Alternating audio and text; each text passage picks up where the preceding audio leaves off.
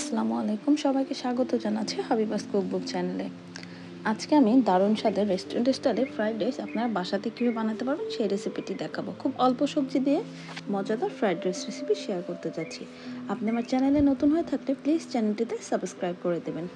একটা বড় প্যানে অল্প পরিমাণ তেল নিয়ে নিয়েছি। 2টা ডিমকে ভালো করে একটু লবণ দিয়ে ফেটে নিয়েছি। সেইটাকে অল্প তেলের মধ্যে নিয়ে সফট করে ভেজে উপরে তুলে রাখছি। এই ডিমটাকে আমি হালকা করে ভেজে নিয়েছি, খুব বেশি শক্ত করিনি। তারপরে প্যানে আরও একটু পরিমাণ তেল অ্যাড করে দিলাম। তার মধ্যে আমি এখানে 200 গ্রাম পরিমাণ মুরগির বুকের মাংস ব্যবহার করেছি, হাড় ছাড়া যে মাংসটা সেটা। এটাকে এখন একটু তেলের সাথে ভেজে নিচ্ছি। তারপরে একে একে আমি এতে বাকি মশলাগুলো দিয়ে নিব। এখানে আমি দিয়েছি রসুন এবং আদার পেস্ট, পরিমাণ মতো আদা রসুনের পেস্ট দিয়ে এটাকে একটু ভেজে নিয়েছি। তারপরে দিলাম 1 টেবিল চামচ পরিমাণ সয়া সস। এই সয়া সসের সাথে চিকেনটাকে ভালো করে ভেজে নিয়েছি। তারপরে বড় 1 টেবিল চামচ করে আমি টমেটো সস দিয়ে নিয়েছি।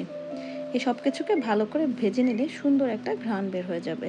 যখন একটু পোড়া পোড়া দাগ হয়ে যাবে সেই পর্যায়ে আমি এখানে কিছু চিংড়ি মাছ অ্যাড করলাম। চিংড়ি মাছগুলোকে আমি খোসা ছাড়িয়ে নিয়েছি, ভিতর থেকে কেটে রকটা বের করে নিয়েছি। এখানে আমি চিংড়ি মাছটাকে কেটেও দিতে পারতাম, বাট আমার আস্তে দিলে ভালো লাগছে দেখতে, তাই আস্তে আস্তে দিয়ে নিলাম। আপনারা চাইলে কেটে ছোট করেও নিতে পারবেন এই চিংড়ি মাছটাকে। তারপর একটা বড় পেঁয়াজকে বড় বড় করে টুকরো করে দিয়ে সেটাকে একটু ভেজে নিয়েছি। এই পর্যায়ে আমি সেই কুচি করে রাখা সব ভেজিটেবলসগুলোকে দিয়ে দিলাম। দিয়ে এখন আমি এই সবজির সাথে এবং চিকেনের সাথে ভালো করে নেড়ে মিশিয়ে নিচ্ছি। স্বাদ মতো লবণ দিয়ে দিলাম। এই সবজিগুলোকে একরকম করে কাটলে সিদ্ধ হতে একই সময় নেয়, এই জন্য এগুলোকে একরকম করে কাটাই ভালো। আমি লম্বা লম্বা চিকন করে কেটে নিয়েছি। একটু নেড়ে চেড়ে একটু গোলমরিচের গুঁড়া দিয়ে দিলাম। এই গোলমরিচের গুঁড়াটা দিলে রান্নার স্বাদ অনেক গুঁড়ে বেড়ে যায়, খুবই টেস্টি হয় রান্নাটা।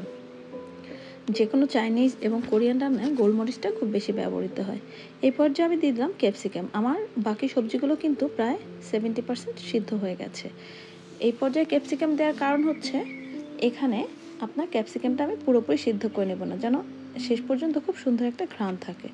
তারপর আমি এর মধ্যে দিয়ে দিয়েছিলাম 1 টেবিল চামচ পরিমাণ ফিশ সস। এই ফিশ সসটা দিলে কিন্তু মাছের কোনো গন্ধ আসবে না, বাট এই ফিশ সসটা দিলে এই চাইনিজ খাবারগুলো ঘ্রাণ অনেক অংশে বেড়ে যায়। তারপর দিয়ে দিলাম একটু টেস্টিং সল্ট, এটা অপশনাল, আপনারা চাইলে অ্যাভয়েড করতে পারেন। আমি বাসমতি চাল, এখানে আমি 1/2 কেজির মতো চাল ব্যবহার করেছি। চালটাকে 70% পরিমাণ সিদ্ধ করে নিয়েছি, পুরোপুরি সিদ্ধ করে নিই, কারণ আমি এখানে আরও 5-7 মিনিটের জন্য এই সবজির সাথে রাইসটাকে মিশাবো। এটা যদি আগে পুরোপুরি সিদ্ধ করে নিতাম তাহলে আমার ভাতটা একদম গলে যেত। এটাকে শক্ত শক্তভাবে তুলে নিয়েছি। তারপর সেই ডিমগুলোকে অ্যাড করে দিলাম আর কিছু কাঁচামরিচ অ্যাড করে দিলাম। আমার রান্নাটা প্রায় শেষ। এখন এগুলোকে ভালো করে মিশিয়ে নিলে আমার ফ্রাইড রাইস একদম রেডি। আপনারা খুব সহজে বাসায় তৈরি করে নিতে পারবেন দারুণ স্বাদের ফ্রাইড রাইস। আজকের সব রেসিপিটা এ পর্যন্ত, দেখা হবে নেক্সট ভিডিওতে। সবাই ভালো থাকবেন, আল্লাহ হাফেজ।